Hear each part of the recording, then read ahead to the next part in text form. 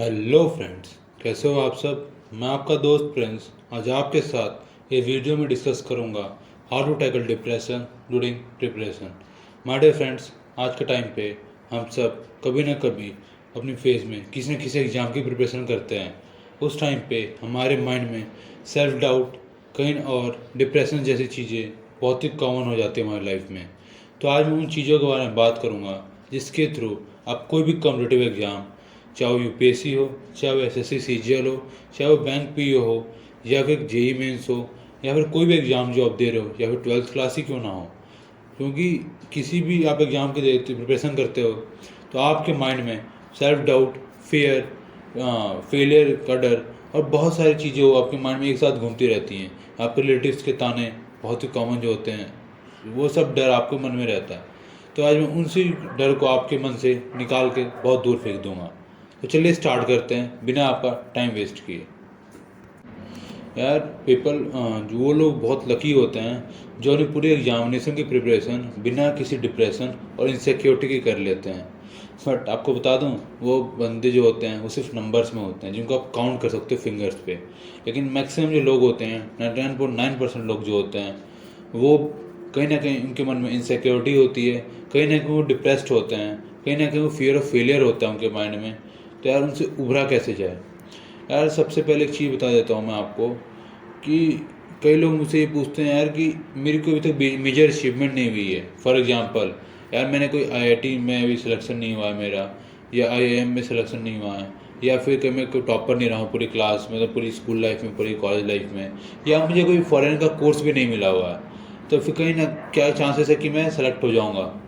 My dear friends, आपको एक चीज़ बता देता हूँ, कोई भी पर्सन जो होता है ना, उसकी बिगेस्ट अचीवमेंट आने से पहले उसके पास कोई अचीवमेंट नहीं होती है। ठीक है, सबके पास पहले अचीवमेंट तभी आती है जब वो थोड़ा स्ट्रगल करते हैं।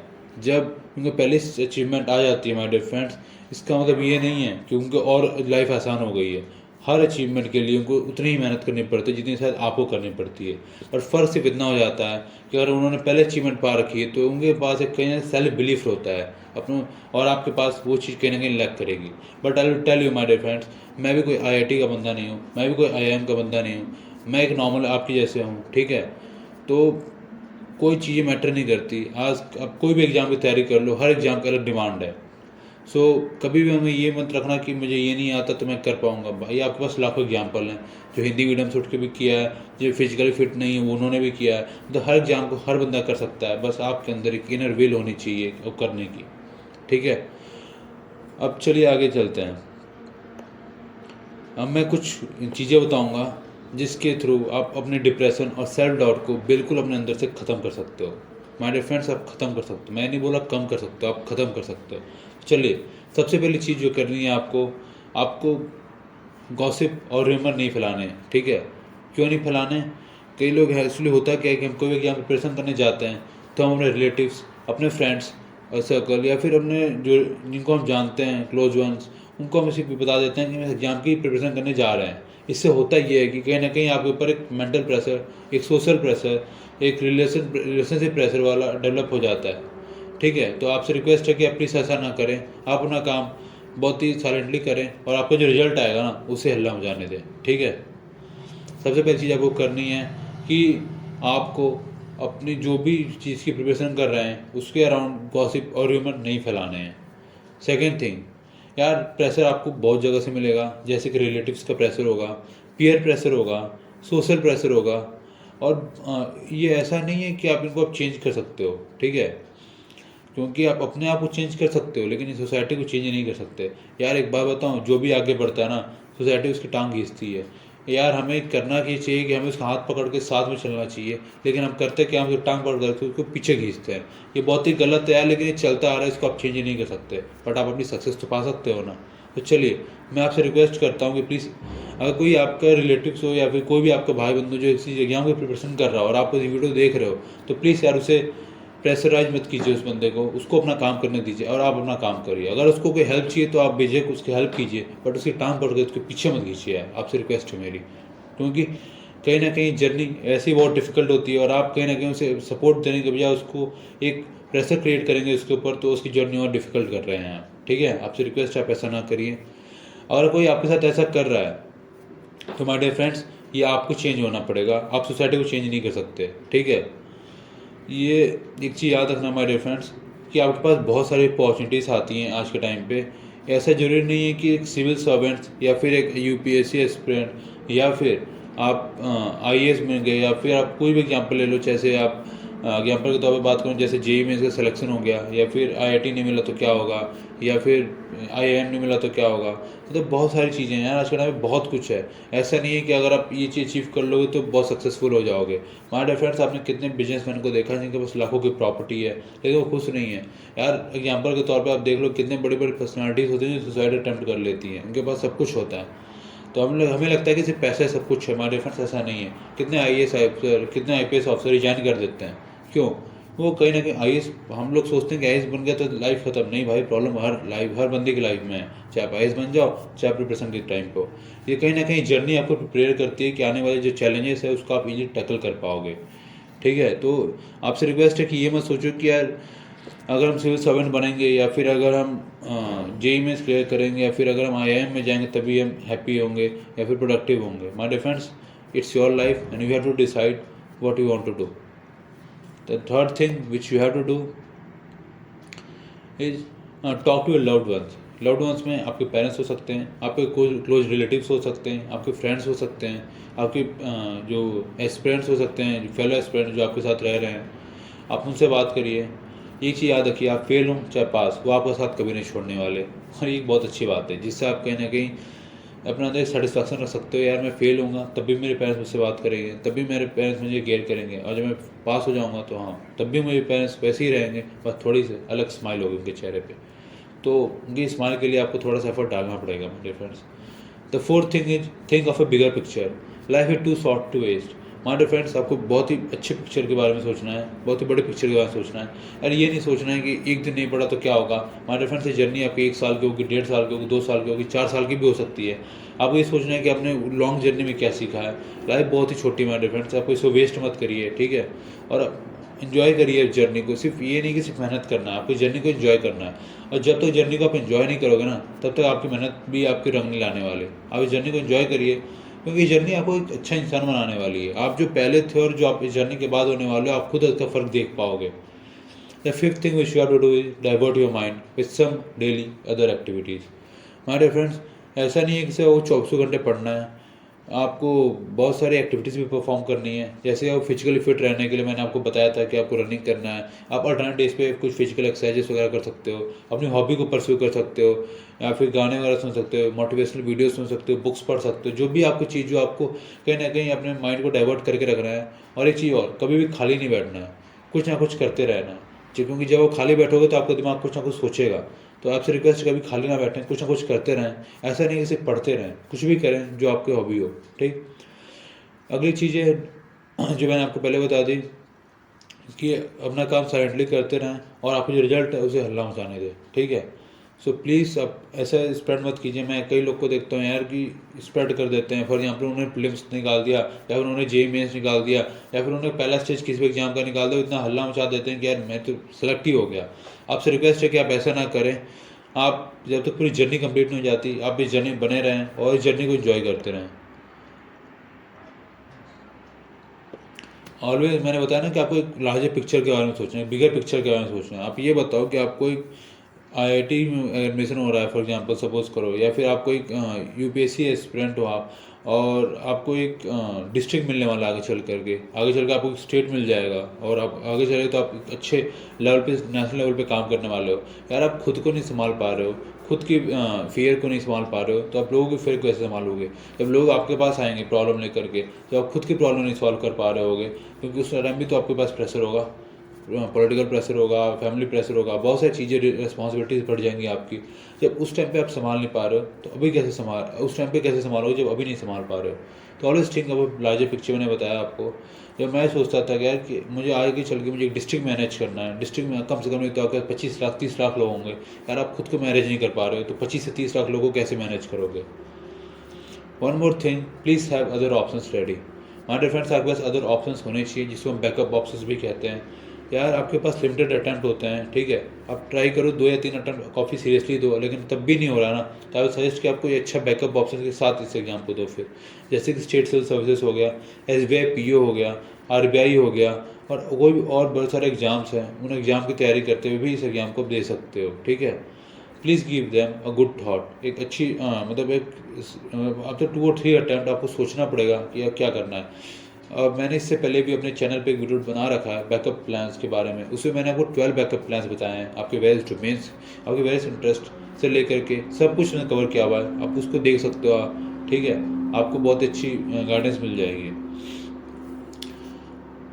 एक चीज़ और है, हमारे फ्रेंड्स कई लोग ये सोचते हैं कि हम बहुत से सेक्रीफाइस कर रहे हैं इसकी प्रिपरेशन करके, बट आप कोई एहसान नहीं कर रहे हो माय डियर फ्रेंड्स, मैं आपको पहले बता दे रहा हूँ कि आपकी लाइफ है और आपने डिसाइड किया कि आपको लाइफ अपने बेटर बनानी है, ठीक है। तो प्रिपेयर आप इसलिए कर रहे हो ताकि आप अपनी जर्नी को एंजॉय कर रहे हो, आप अपने प्रिपरेशन को लव करते हो, ठीक है, आपको जो एम चाहिए उसको आप पाना चाहते हो, आप किसी पे एहसान नहीं कर रहे हो, आप UPSC पे, पेरेंट्स पे, किसी पे भी एहसान नहीं कर रहे हो इस जर्नी की प्रिपरेशन करके, ठीक है। तो आपसे रिक्वेस्ट है कि आप ऐसा मत सोचिए कि आप सेक्रीफाइस कर रहे हैं।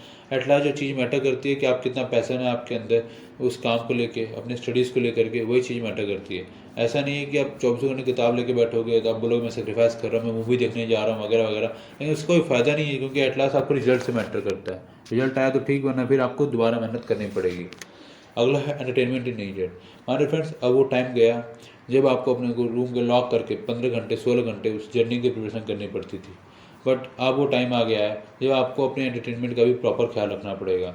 आज के टाइम पे एंटरटेनमेंट का मतलब ये नहीं है कि आप 3 घंटे या 4 घंटे डेली फालतू के व्हाट्सएप या सोशल मीडिया यूज़ करो। मैं आपसे रिक्वेस्ट है कि आप इसे कर सकते हो, लेकिन अपना डेली टारगेट पूरा होने के बाद। एंटरटेनमेंट जरूरी है, लेकिन ये नहीं कि सिर्फ एंटरटेनमेंट ही करते रहो। एंटरटेनमेंट आपका सेकेंडरी सोर्स है, प्राइमरी सोर्स आपकी स्टडी है।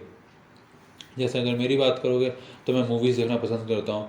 अब मूवीज़ में भी आप ऐसे नहीं, आप मूवीज़ मोटिवेशनल मूवीज़ देखो ताकि आप मोटिवेट हो सको, और इसको आप एग्ज़ाम के प्रिपरेशन के टाइम पे देख सकते हो। ऐसा नहीं है कि आप एग्ज़ाम के टाइम पे सिर्फ एग्ज़ाम का देखो, ऐसा नहीं है, आप इसे एंजॉय भी कर सकते हो, बट पहले प्रायोरिटी अपनी डिसाइड कर लेना उसके बाद। इसका मतलब ये नहीं कि सिर्फ मूवी देखो, पहले प्रायोरिटी आपकी स्टडी है, आप स्टडी प्रॉपर कर लो, उसके बाद आप मूवी को देखो, या फिर जो भी आपकी हॉबी है उसको आप परस्यू कर सकते हो easily. One more thing, have some inner motivation. My dear friends, मैंने आपको बताया ना, किसी भी जर्नी को स्टार्ट करने से पहले आपको पता होना चाहिए आप क्यों कर रहे हो। जब तक क्यों नहीं करोगे तब तक आप 2 महीने 3 महीने 4 महीने में आप इस जर्नी को छोड़ के चले जाने वाले हो, या फिर आप डिस्ट्रैक्ट हो जाओगे, आप कुछ और चीज़ें में लग जाओगे।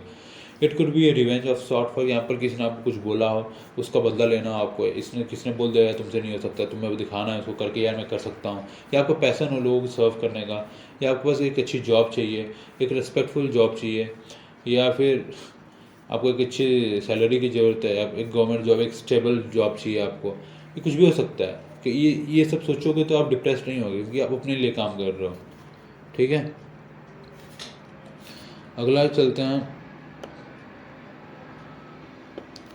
हमारे फ्रेंड्स एक चीज़ और याद रखना कि UPSC लाइफ का एंड नहीं है, UPSC सब कुछ नहीं होता।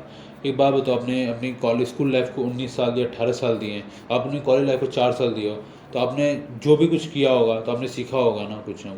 तो वैसे आपने UPSC को 6 साल दिया है, और UPSC ने आपको बहुत कुछ सिखाया है 6 सालों में। एट मैक्स बता रहा हूँ मैं, ठीक है, जनरल कैंडिडेट के लिए एट मैक्स आप 6 साल दे सकते हो, बट आप 2 साल 3 साल बाद दोगे तो आप, अगर आप सीरियस एस्पिरेंट हो तो आपको नॉलेज हो जाएगी बहुत सारी चीज़ों की।